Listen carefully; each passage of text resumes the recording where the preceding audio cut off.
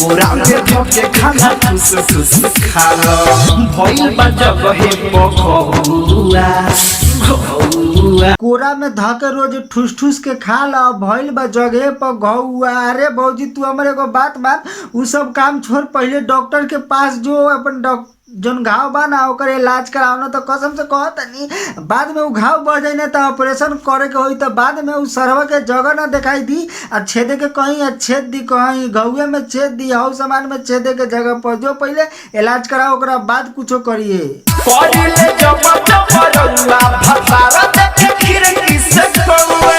जब जब रउआ भतार देखे खिड़की से कौआ। अरे भौजी तू हमार बात मानो, अभी तो कौए देखा था, जब ज्यादा घाव बढ़ जाई ना, कसम से कहता नहीं, जब ज्यादा घाव बढ़ जाई वो बेर करी ना तो जब चिचिएबे तो पूरा गांव जान जाई। अभी तो कौए देखा था, हमनिए देखा था नहीं, लेकिन अगर जब ज्यादा घाव बढ़ जाइए, ज्यादा करी है, ज्यादा वही में करे लगी ना तो कसम से कहता नहीं पूरा गाँव मोहल्ला पूरा दुनिया जान जाए, समझ गए। यही से कहता नहीं जो पहले ऑपरेशन करा ले, मान दवाई वाई खा के ठीक करा ले ना, तो ऑपरेशन करे वाला हो गए तो कसम से कहते नहीं दूगो तोरा छेद हो जाए। अभी तो कौए देखा था। तो भाई लोग आज के वीडियो में हम इंट्रो ना मारम, काहे कि वीडियो बहुते मजेदार होके वाला बा, वीडियो के बस लास्ट तक देख ला।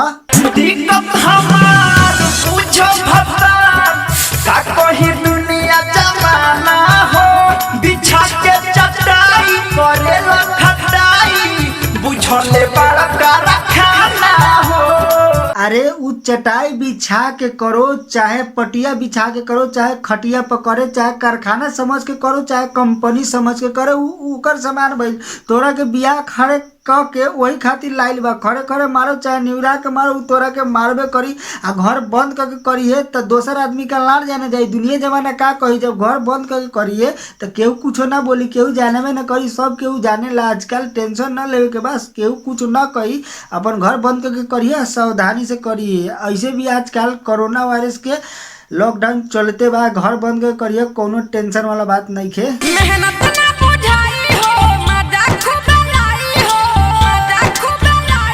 मेहनत ना बुझाई हो मजा खूबे आई हो, का है भौजी नैहरे से फैली करवा के अलू है का?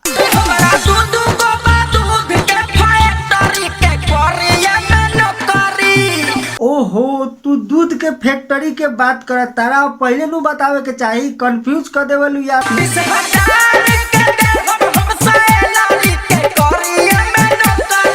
अच्छा तो सैलरियो मिली, तो बताओ भौजी कय बजे से कय बजे ले करे के बा? हम तो दोनों बेर करम, ओवर टाइम करम, नाइट करम, दिन रात करम, जब जब कहबू तब तब करम, बस सैलरी मिले के चाहिए।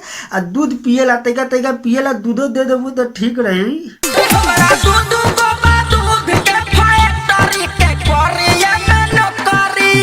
अरे तो तोहरा दूधू को फैक्ट्री बा तो ओकरा से हमरा का मतलब बा? हम तो एक ही फैक्ट्रिया में न करेब।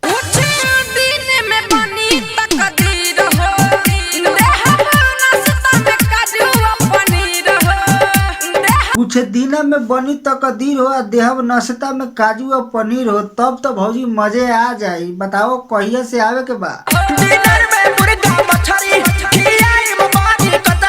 अरे बाप रे इतना चीज ना बताओ, बताओ कहिया से आवे के? हम अबही से आ जाई, ज्वाइन कली।